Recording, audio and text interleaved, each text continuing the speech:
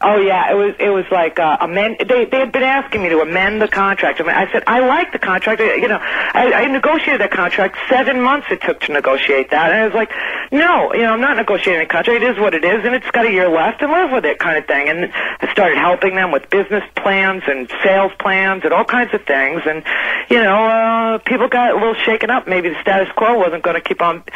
So, make a long story short.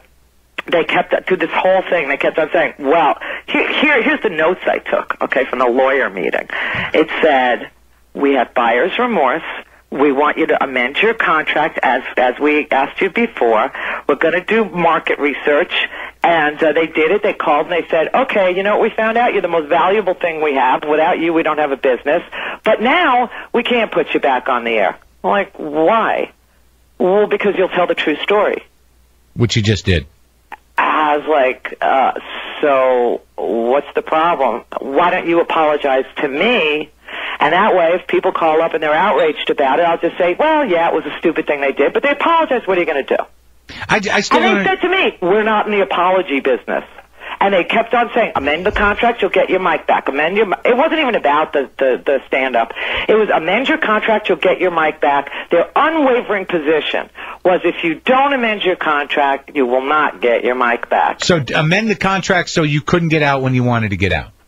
So I couldn't get out if I wanted to get out, and so that they would have the ability to fire me at any time for anything. I still don't understand the impetus of drawing attention to the stand-up show. That was a test? It was a test to see if I could withstand ridicule and scorn. Isn't that interesting? Because everybody out there who is a fan of yours and is a fan of Airamerica was so immersed in conspiracies and theories about, you know, Democratic Party operatives, this, that, and the other thing. But it really just came down to thuggery. You were being shaken down to stay in a contract. Well, you know, I can't get inside a man's head. You know, I can't. I can't. So I don't. You know, I do get the. You know what it's like there, and you know that there are people that like the status quo more than anything, and there are people that want Hillary to win more than anything, and they will do anything to make sure that, you know, you don't say anything, you know, that would ruin their chances of you know, being in her White House. You know what I'm talking about. I do. But I can't get inside their head and tell you what their motivation was other than what they said.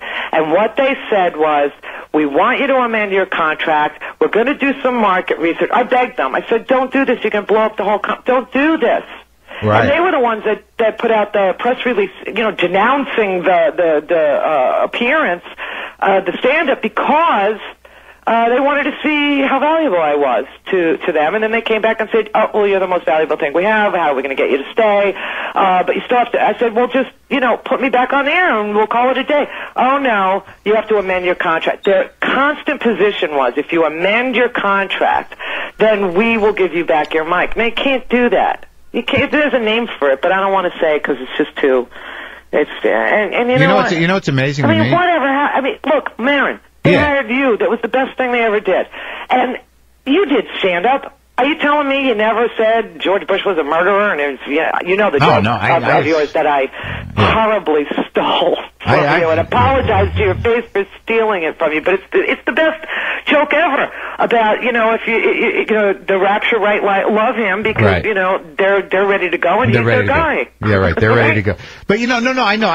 You know, when I first heard this, Randy, I had been in situations where I had done a show. I'd gone to do a show at a club, and it had been rented for the use of the Tanqueray people. Right. And I didn't know it was a private event. So it's a private event for the Tanqueray people, and they've got pictures. They've got cardboard cutouts of that Mr. Jenkins ad. You remember the Mr. Jenkins campaign with the old guy with the martini glass? I'm only 30. Okay, no, it wasn't that long ago. All right, so they got big cardboard cutouts on either side of the stage of their big advertising campaign. The guy comes up to me before the show and says, "Look, I don't care what you say. You can talk about the Pope. You can talk about Jesus.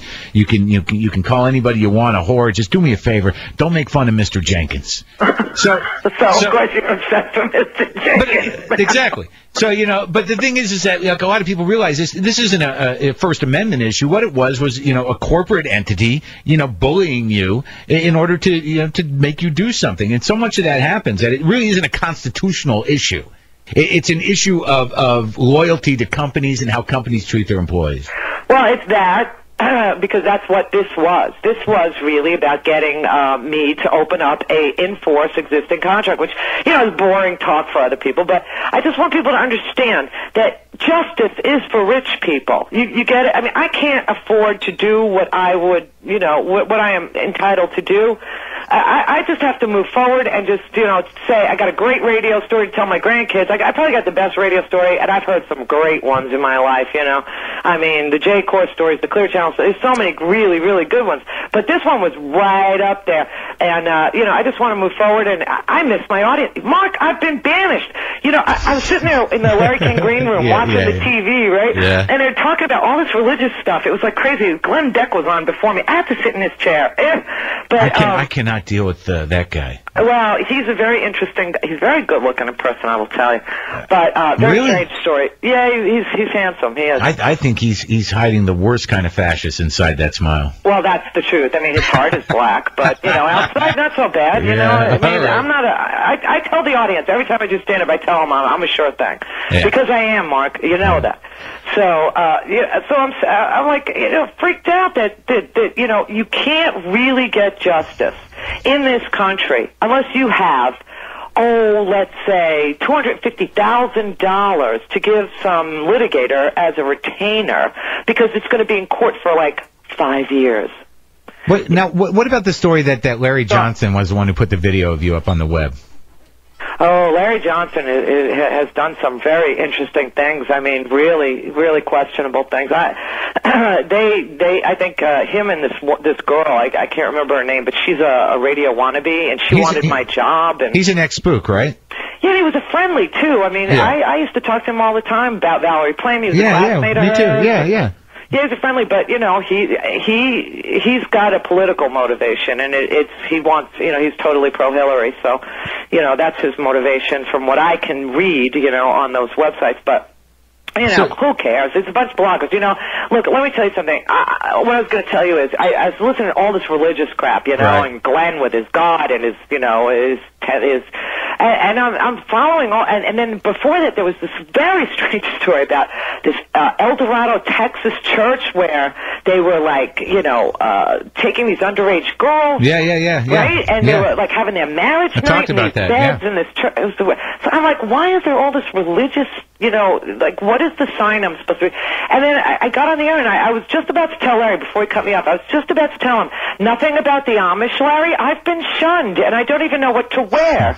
You know, can you sleep in your own bed when you've been shunned? What are the rules? I mean, I don't know. Well, you're not shunned for long. You're now with the Nova M family, and I love you, and it's good to talk to you. I should get out of here. Well, I love you very much, and you know, I'm totally excited to be there. You know that you're working with the radio elite there. You know that, right? I know your boy. I know. Well, I love you, Mark. I love you so much. I do. Take care, man. You too, honey. Bye. Bye. Randi Rhodes giving you the lowdown from her point of view, which is the closest one that you're going to get. I like talking to her. I'll tell you that, and I'm glad she's going to be back on the air. I have no idea what's going to happen to Airamerica now. I have no idea, or what's left of it. Okay, stay with us. Let's get back into the other stuff in a second. It's Maron in from Malloy. You know the number, 800-989-1480.